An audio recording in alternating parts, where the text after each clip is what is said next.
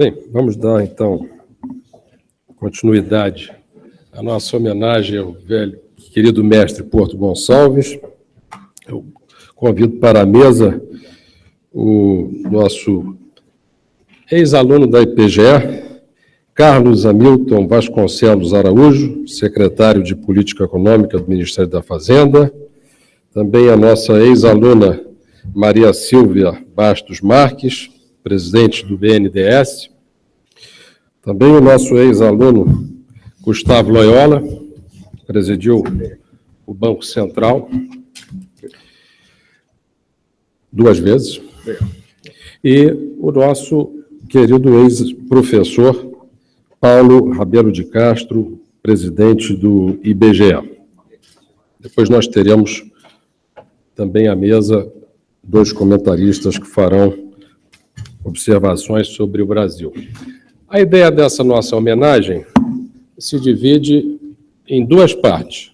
A primeira parte, que foi essa que passou, é mais voltada para a questão do que foi o Porto como amigo nosso, do que é o Porto como amigo nosso aqui na IPGE, e da sua trajetória profissional, e da sua trajetória como professor da IPGE, que é até hoje, como diretor do IBRE e como um grande transferidor da nossa cultura, como mencionou o presidente Carlos Ivan, ao longo do Brasil, sempre com uma mala na mão, blazer, percorrendo os nossos cursos conveniados, os nossos cursos em outros municípios, exceto Rio de Janeiro, com grande entusiasmo ao longo de todo o tempo em que ele, principalmente depois que deixou o IBRE.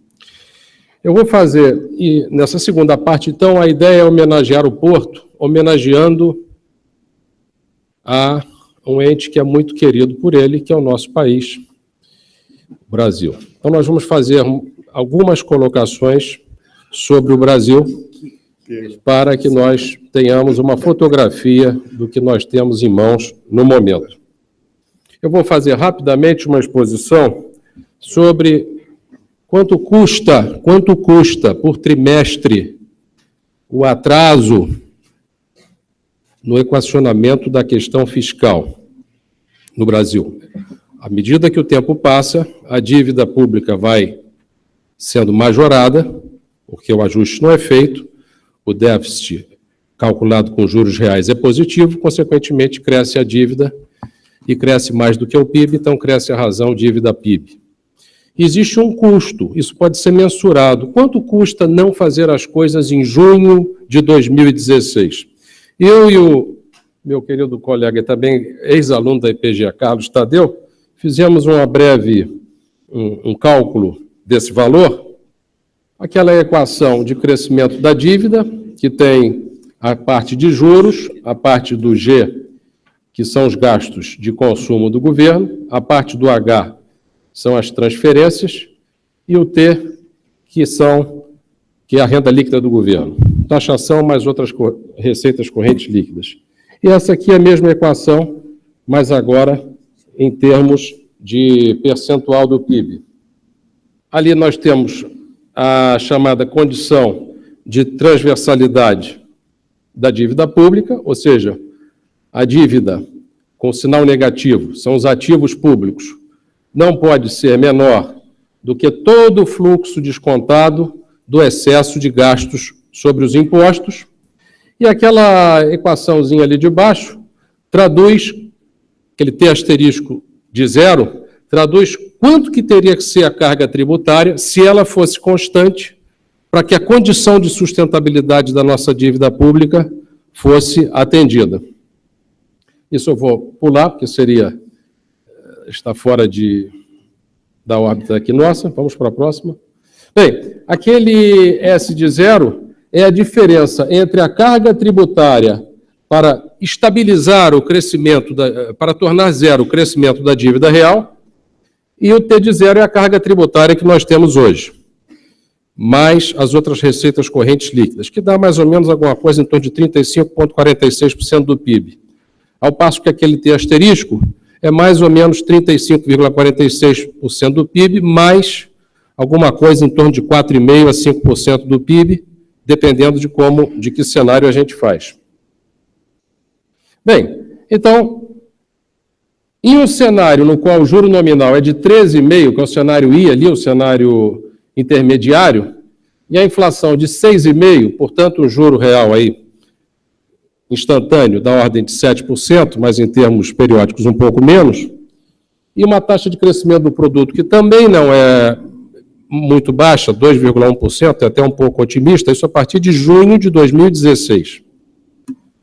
Nós temos aquela necessidade, aquele número ali que eu vou me fixar, o 4,43 e o 5,50, o número sem parênteses é se a gente considerar dívida líquida, e o número com parênteses é se a gente considerar dívida bruta.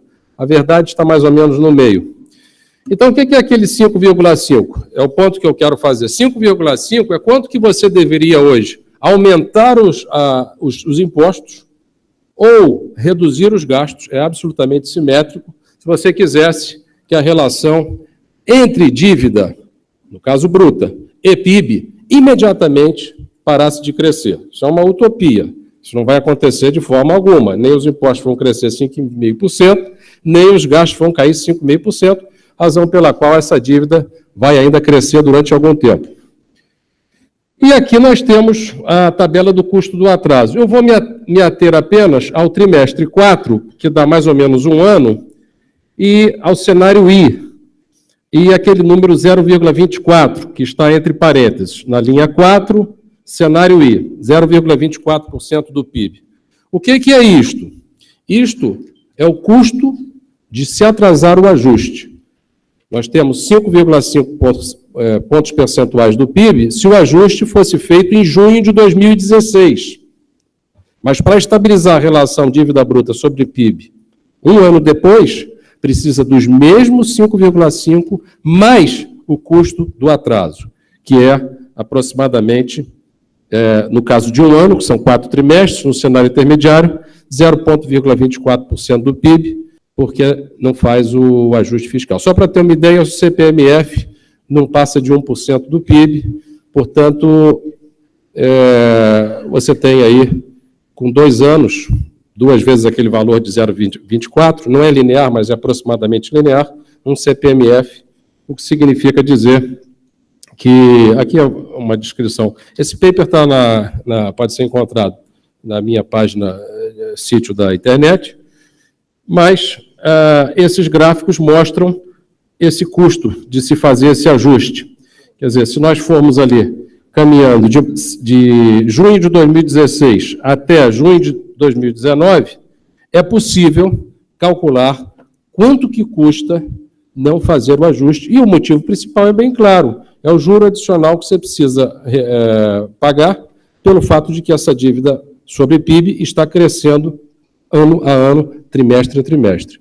Essa é a ideia, eu não vou entrar no detalhe, tem aí várias tabelas, etc., mas, basicamente, a impressão que dá, já que a gente chega, basicamente, a valores bastante elevados, é que a gente, mesmo que fizesse impostos, à medida que o tempo vai passando, esses impostos não são nem ao menos suficientes para te trazer de volta para junho de 2016. Então, a provocação é essa. Então, qual é a racionalização que eu queria fazer? É muito pragmática, é muito simples.